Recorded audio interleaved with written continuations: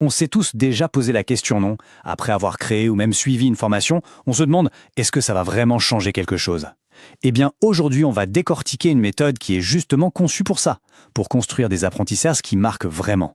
C'est l'ingénierie pédagogique cyclique.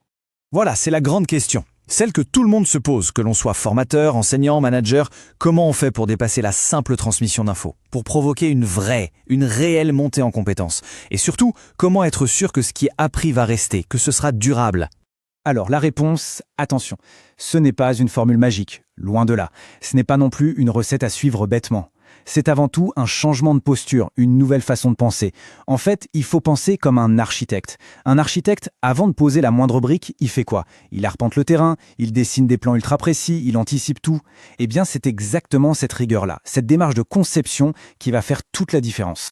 Alors, au programme aujourd'hui, on va suivre ce parcours en plusieurs étapes. On va d'abord voir la promesse de l'ingénierie, puis on plongera dans les 4 phases, l'analyse, la conception, la réalisation et enfin l'évaluation. Et pour finir, on verra comment tout ça s'emboîte, comment la boucle est bouclée. Bon, entrons dans le vif du sujet. La promesse de l'ingénierie. C'est quoi au fond? L'idée, c'est d'avoir un véritable plan directeur, une sorte de feuille de route super claire pour bâtir des formations qui tiennent la route. Des formations qui sont solides et surtout parfaitement cohérentes, du début à la fin. Et voilà le cœur du réacteur, le moteur de la méthode. On a ces 4 phases: analyse, conception, réalisation et évaluation.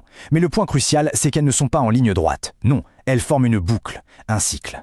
Chaque étape nourrit la suivante. Et c'est ce mouvement perpétuel qui crée un processus d'amélioration continue. C'est ça le secret d'une formation qui marche. Allez, on attaque la première phase, l'analyse. C'est le moment de sonder le terrain, de peser les fondations. On ne peut rien construire de solide si on ne sait pas où on met les pieds. C'est logique. Il faut donc se poser les bonnes questions. Pour qui on fait ça? C'est qui, notre public? De quoi ont-ils vraiment besoin? Et puis, quelles sont les contraintes? Le budget, le temps, il faut tout savoir. Et attention, cette analyse, ce n'est pas fait au doigt mouillé. Pas du tout. On sort la boîte à outils. On a des questionnaires, des entretiens de cadrage, on va même jusqu'à l'observation sur le terrain. Bref, l'objectif est simple, mais il est absolument crucial. On arrête avec les intuitions et je pense que on remplace ça par des faits, des données concrètes. C'est la seule garantie que la formation va taper juste et répondre à un besoin réel. Ok, le terrain a été analysé, on sait où on va, maintenant, place à la phase 2, la conception. C'est le moment où toutes ces données qu'on a collectées, toutes ces infos brutes, vont se transformer en un vrai plan d'action. On retourne à notre image de l'architecte, là on s'installe à la table à dessin et on commence à tracer les plans de notre bâtiment. Et dans cette phase de conception, il y a un point super important. Il faut penser à 2 niveaux. D'un côté, on a la macro-conception. C'est la vue d'ensemble, l'architecture globale, le squelette du programme si on veut. Et de l'autre, on a la micro-conception. Là, on zoome, on rentre dans le détail. On dessine le plan de chaque pièce, c'est-à-dire le scénario précis de chaque séance. Regardez cet exemple, il est parlant. C'est ça, la puissance d'un objectif bien défini. Au lieu de dire un truc un peu flou comme « on veut améliorer la gestion de classe », on dit « à la fin, la personne doit être capable de mettre en œuvre 3 stratégies de régulation en moins de 5 minutes ». Ah, là ça change tout. C'est précis, c'est concret, c'est mesurable. On sait exactement où on veut aller et on saura si on y est arrivé. Bon, on a les plans. C'est le moment de passer à l'action. On entre dans la 3e phase, la réalisation. C'est le chantier. On met son casque, on retrousse ses manches et on commence à construire. On choisit les bons outils, les bons matériaux, bref, on donne vie à la formation. Et attention, chantier ne veut pas dire improvisation, bien au contraire. Prenez cet extrait de fiche de séance. Chaque activité est pensée, elle a un but précis.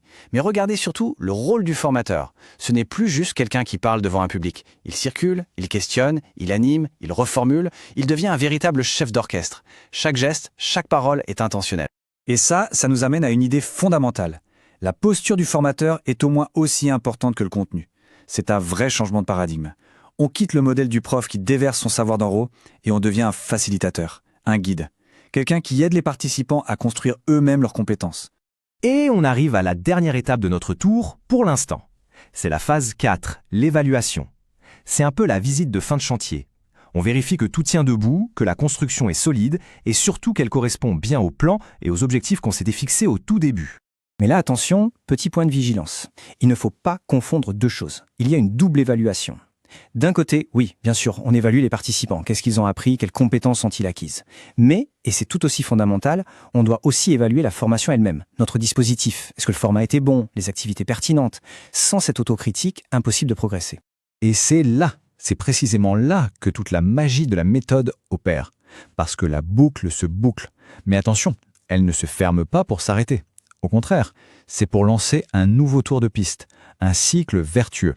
Observez bien le schéma. Tout ce qu'on a récolté pendant l'évaluation, les résultats, les feedbacks, les données, ce n'est pas la fin de l'histoire. Ça devient le carburant, la matière première pour la prochaine phase d'analyse. Chaque fin est en fait un nouveau début. Et c'est ce mécanisme qui garantit que la formation va continuer de s'améliorer, de s'affiner, de s'adapter encore et encore. Donc, si on devait résumer tout ça en une phrase, ce serait quoi? L'ingénierie pédagogique cyclique, c'est une démarche qui est à la fois structurée, elle nous donne un cadre clair, et réflexive. C'est-à-dire qu'elle nous force à nous remettre en question en permanence, à analyser nos propres pratiques pour que la qualité, elle ne fasse que monter. Et pour finir, la vraie question, ce n'est pas juste de comprendre ce modèle, c'est de se demander comment on peut l'appliquer. Alors, en y réfléchissant pour un projet en cours, une formation à venir, ou même juste pour la prochaine réunion d'équipe, quelle pourrait être la toute première petite boucle d'amélioration à lancer? Ce premier petit cycle, analyse, conception, réalisation, évaluation qui pourrait tout changer. La question est ouverte.